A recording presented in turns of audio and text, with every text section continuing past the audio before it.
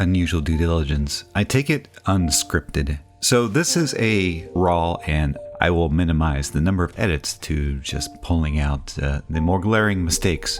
This week on August 16th, I celebrated the 1 year of being on YouTube. It's been an honor and a journey. And in today's fresh episode, I thought it would be fun to take a look at the statistics behind the channel, to do a little due diligence behind the due diligence in a completely unscripted kind of format. My thinking being that perhaps just being a little loose with the script would allow me to talk around the topic a bit more than I could in a scripted capacity. And for those of you who do watch this video, I think you'll appreciate it more than me having a scripted approach to the content. So let's get started. I want to start with the total number of videos produced. The number is 113. So while the channel itself doesn't show all 113 videos, I have produced 113. Some of them will never see the light of day. I've parked them into the vault where they will live for eternity up until I reach a certain point of fame, and then use those to remind myself of where I began. The total number of subscribers on the channel is 886, and if you had asked me would I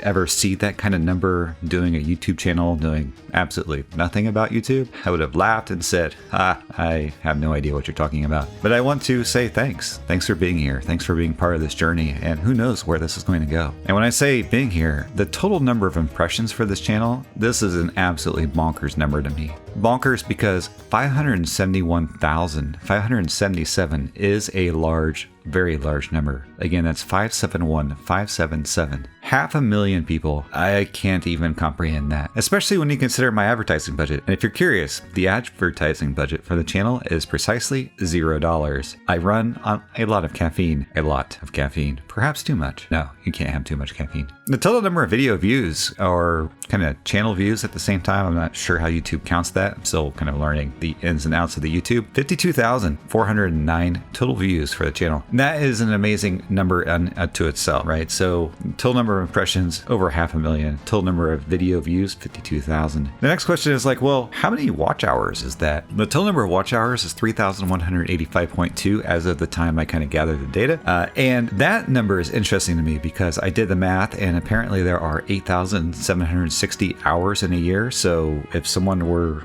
just one person watching the channel, they spent a third of the year roughly just watching Milkshake talk about due diligence, about some of the more crazy topics and fun stories, frankly, in the crypto landscape. And that's part of the reason why I still continue doing this. Besides challenging myself for the skills I develop, it's also about just like, hey, these stories, I find them interesting. And I feel like that these are going somewhere and that we're all part of this journey together. The click-through rate from total number of impressions to total views to watch time and whatnot, according to YouTube, tells me 5.5%. I find that also to be an interesting number. I don't know if that's good. I don't know if that needs improved. I haven't, frankly, tried to dial in and optimize the data, so to speak. You'll note that my videos right now, I'm still very much in the process of like, how can I more efficiently create a compelling story with animated characters that's relevant and timely and gets you the information that you need, right? So if I can get better at that, then I feel like all these numbers, they just keep improving. What really surprised me was launching the Twitter community. When I started using Twitter, it was kind of a solution to a problem. And the problem was one that actually folks in the YouTube community brought up to me, which is, hey, we want to know when videos are coming out, or if there's something going on that we should know about. Where can I find that information out at? And I said, well, here are some options. What's the best option for you? And Twitter was one of the selected from that poll. So I started posting on Twitter. And as of today, 187 very important people. So what I like about the Twitter audience is that it's like real human beings and not robots. So many of you have interacted with or sent me DMs, and I appreciate all those. The kind words of feedback do help quite a bit. For example, not many know that for a while I was selling toys on the channel, and I had a reason for this. And the reason was that I had this problem. I wanted to feature toys in which if you watch the channel, and if you're watching this video, you certainly have watched the channel. I needed a solution to the problem of showing toys on the screen, and I wasn't really sure about the fine line between is that fair use or not. So my solution to this problem was, well, I will just sign up for an affiliate program and sell toys. Now, what I was not expecting is that there were people out there who would actually buy said toys, and I want to say thank you. And here's why. I never sold enough to get any money from selling toys. And as you might imagine, there wasn't really a whole lot of money to be had from selling a $10 or $20 toy. However, that wasn't the point. The point is that it gave me the confidence early on to know that, okay, there is absolutely something here about animated characters and toys and stocks and crypto due diligence, because people want fun with their finance. You can have fun with finance, like that is possible. So that got me into thinking, well, maybe I should try building games. Let's try that. I can push myself a little bit and try launching games. So at this point, I've got 3 games out there. There is a Anchor It Up, which I have a friend of mine to help with some of the art for that, which is fantastic because I've been reusing those art assets pretty consistently throughout multiple shows. Again, you got to take every shortcut you can find. Second thing is the Shake It Up puzzle game, which was a lot of fun. That one I did all on my own. I'm very proud about that. And the third one I did all on my own was the version of Pong that I did, which was a kind of inspired take. I actually was listening to a talk from Lex Friedman and John Carmack where I learned how Carmack and his team learned about making games, and what they did was they went back and tried older games and used that to figure out, like, well, how do you make a game? What's the best way?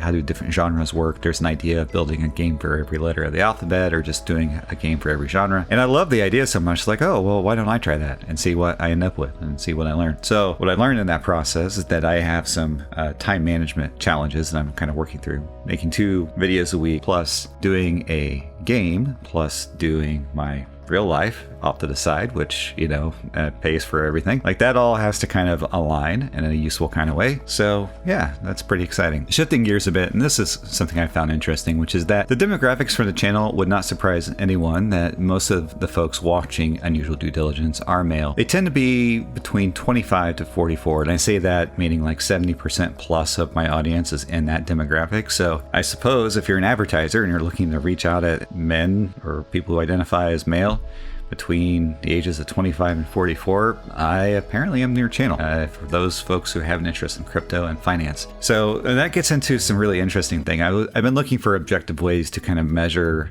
what the performance of the channel is, because there's an intuitive sense where I know certain videos will perform fairly well and other videos maybe not perform as well, but I view them as important. And I've been looking for just ways to kind of measure that, right? So I can tell based on comments, I can tell based on like just total number of views, but it's good to have like a third lens into that information to say whether or not it's appropriate for, where I want to take the channel next. And from that, I came upon this tool called Upfluence, which takes a objective measure based on looking at all the channels to figure out like, well, where your channel is at today. And you can use that information to maybe calibrate. I've not taken it to that level. Right now, I'm still just kind of poking around with it. For example, the current image that'll show up on the screen has a total number of subscribers back at 861, and it showed the suggested price of $400, which was interesting. And so what does that price mean? The way I understand that price is that is the sponsor price for doing some sort of sponsored content video for YouTube. Now, has anything like that materialized for me? No, but I find it useful in the terms of like, okay, this must be the amount of value that I'm bringing to folks who watch the channel. So if that's the case, then I need that number to go up. And that's what I started doing, looking for ways to increase that value. And this image I'm showing now shows that I have raised the value of the channel to $800. And I feel like that's a step in the right direction. I actually don't know where this caps out at. Like, should I push it to 1,000? Like, how much higher should that go? That's still something I need to work through. And if you compare these numbers side by side, there is some interesting changes happening here. For example, if you look at the average engagement rate and the average views, average likes, that has decreased. Right? If you look at it from 861 to 886. However, if you look at CPV and suggested price, those two have gone up. So is it a net improvement or is it kind of a wash? Those I don't know. Related to that, I'll put up on the screen now. Upfluence does provide like a really nice kind of cross section, and you can use this on any channel. And I'm not getting paid from them. I just found this tool. I thought it was interesting. You can see the stats for the different videos in kind of one easy to read place. So that was kind of cool. I don't know what some of these numbers mean, but generally when I see dollar amounts, I tend to think that more dollars equals better. For example, the image I have on the screen right now where you see Milkshake, The Origin of the Golden Cross Theory, and then Gift Card Theory, these 3 tiles. And what's really fascinating about this to me is like you see Milkshake wearing the same outfit. I got him on the left. He's absent in the middle, except maybe you could make an argument that that's part of his shirt, or he's on the right. Okay, he's on the right side of the thumbnail. So the question that's kind of crossed my mind is, does the placement of Milkshake in the thumbnail make a material difference to the performance of the video? Because if you look at this objectively, having Milkshake on the right sure seems like it has some sort of impact. But what I know is that the video on the right is for my AMP token fans. And that is a very active community. Video on my left is more for my Anchor fans. And that video is not quite as active. I think actually I have more subscribers than the official Anchor channel right now. I'd have to go look. That used to be true. That may not be true now. And then the center video is really for folks that are interested in trading or trying to look up, like, you know, they want to know some other spin about trying to make sense of some trading mechanic. And I produce these because I myself am trying to make sense of that. Actually, that video was actually kind of interesting because it talked about how the founder behind the Golden Cross theory. And what just blew my mind was just kind of reading some history about that individual and how he would show up walking across water in swimming pools, or, you know, raising up from the dead out of a coffin, and thinking to myself, well, this makes total sense that this is the person who came up with the Golden Cross theory, or On the Balance of Volume. There's a whole book series around that for trading. And as I started digging around, like, I need to know more about the person behind these theories. It's always good to know a little bit more about the person. So 1 year, and I have to say that it's been quite an honor. So I want to say thank you for all of you who have put up with me for 1 year. As I've told close friends of mine that actually know that I run this channel, I don't intend to stop. I actually enjoy doing this. It's taught me a lot of new skills I didn't have when I started. Matter of fact, if you go back and watch some of my earlier videos, they're terrible, but they're terrible in an important way. And I encourage anyone that's embarking on anything new, like, it's okay to fail. Like, you need to fail and you need to learn from those mistakes. So